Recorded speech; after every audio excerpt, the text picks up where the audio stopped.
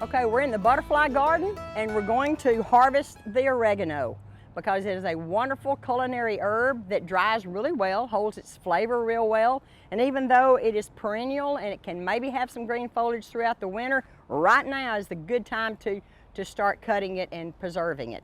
So I'm going to demonstrate how to do that. Of course, you won't get the seed pod, so you go in here. Here looks like a good bunch of green foliage, so you go in here and grab a handful and just snip it off.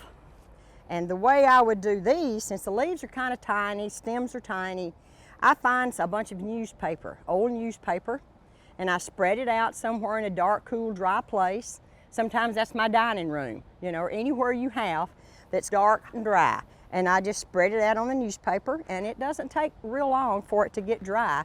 And then you can, you know, get the leaves off the stems, store it in a jar, or store it in one of your little fancy spice jars that maybe you're recycling. Label it, and you're ready to have spaghetti sauce and lasagna and pizza and all the other wonderful dishes that oregano can be used in. Wow, that was quick. If you want quick gardening tips, just subscribe below.